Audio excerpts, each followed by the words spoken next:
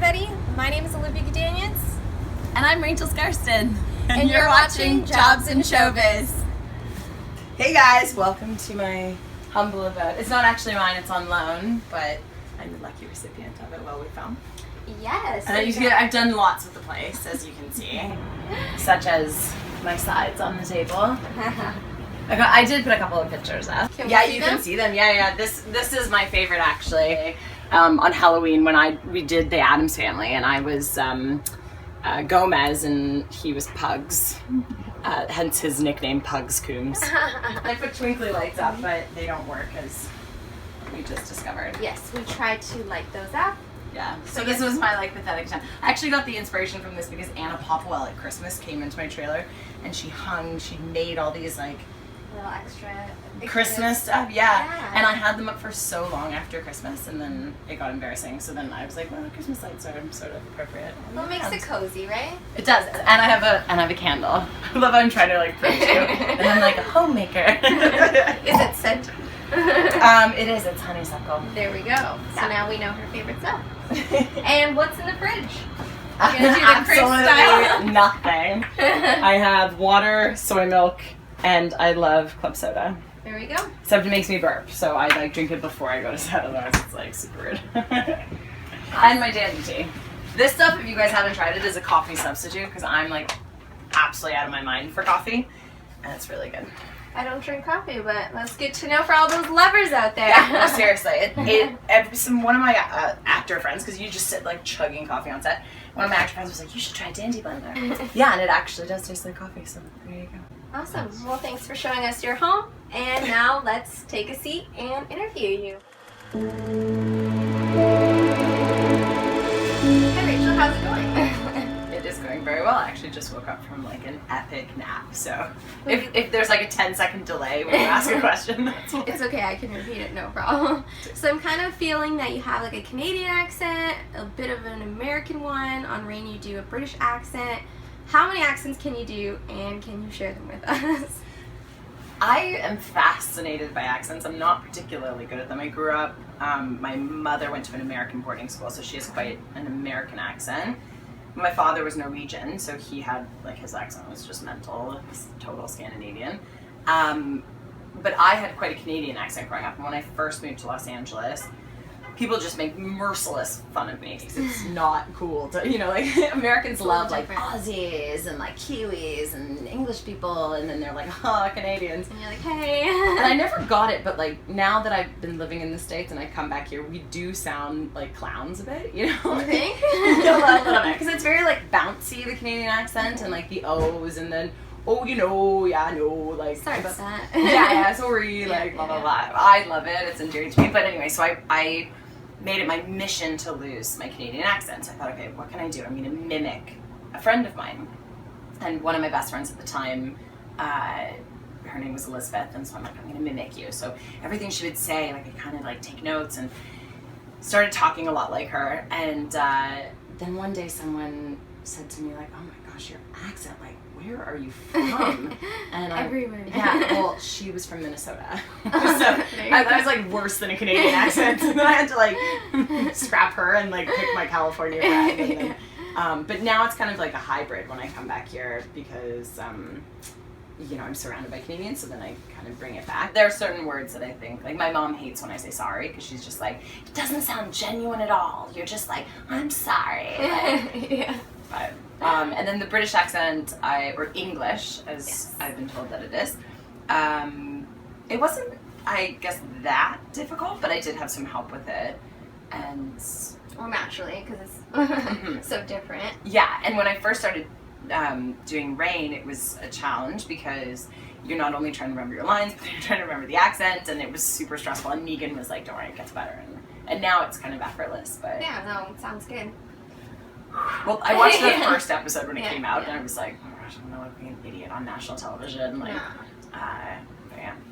What about languages? Do you speak any other languages? I speak a very tiny bit of Norwegian. Okay. And my family thinks it's laughable. But when my mom married my dad, she learned Norwegian, and my brother actually speaks it fluently.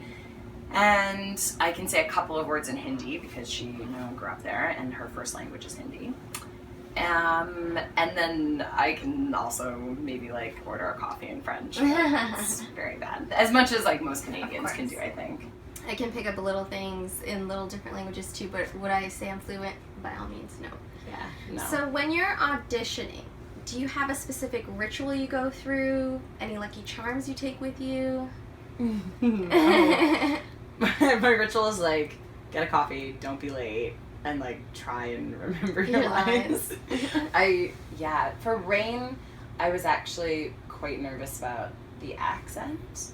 But I find it's usually the auditions that I think I do so poorly on that I book. When I really work hard and prepare, then I never get those jobs. And I auditioned for something once, a show that I ended up getting, and I was supposed to talk about this light fixture, and I said rice paper every time. I don't know why I couldn't say light fixture. Yeah. It's I was dyslexic. The pressure. And I thought I messed up that audition so badly. I called my agent and I was like, oh my goodness, that person's never going to see me again. And then I booked it, so no. It's more just go in, be myself, And if it's meant to be you, it'll be.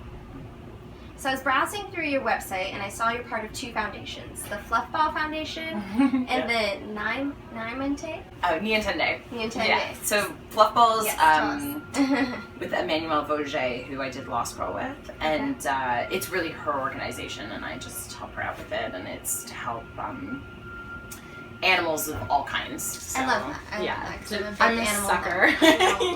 I saved this sparrow the other day, and I ran out into traffic because a car had run over its wing, and then I was running out of traffic, and everyone was screaming because I was this crazy woman, and I got the sparrow, and then I spent the entire day making a habitat for the sparrow and caring for the sparrow, and then it flew away, which is awesome. It's a good sign, right? Totally. Well, I've saved 7 sparrows in my day. Wow. And only 2 of them have lived, so I was very happy. And Nientende is actually an organization my brother started that sends children to school, orphans to school in Nientende, which is in the DR Congo. And I was so proud of him. He met a refugee when he was in school, and he must have been 17. And he came home and he was like, I'm going to send these kids to school because they've been orphaned either by AIDS or rebel groups killing their parents and taking them. And we were sort of okay, yeah, that's really great. And he started this foundation, and I think he started with 2 children. Now he sends the whole village to school and surrounding villages. And so I do whatever I can for that. Yeah, that's something to admire for sure. So how does it feel that you're able to, get money and followers and attention to those causes? That must feel nice, right? I think it is probably one of the most amazing benefits of being put on any type of world or public stage is being able to translate that into something for good, because doing the show in and of itself, I know for me there have been shows throughout my life that have really kind of been there for me or changed me in certain ways, and so I can see the relevance and the importance in the work itself, but I think doing something beyond that even is an honor. So. And if there was another job you could do on set, what would it be and why? There's another job I could do on set. I would probably like to go into producing. I think a lot of actors want to go into directing. Yes, they do. Yeah, and that's I thought, well, maybe I'd like to be a director, and then I did this really cool seminar where you could go, and it was all people in the film industry, and you made a mini film, but you got to experience doing something else. So I was a director, and it was awful. You're so stressed out because you're corralling all these insane actors. It's herding cats. It's a conductor, right? Oh my goodness, yeah. And then you're worried about camera and lighting and the whole vision. And being an actor is great. You just chill in here and you're so self-involved. And you're what am I doing right now? Do they need me? Okay, no. No. But I do quite love the business behind what we do as well. I think it's fascinating, and so yeah, maybe I'd take Tom Cruise's job. We won't tell him that. Well, thanks, Rachel, and thank you guys for watching. Thank you.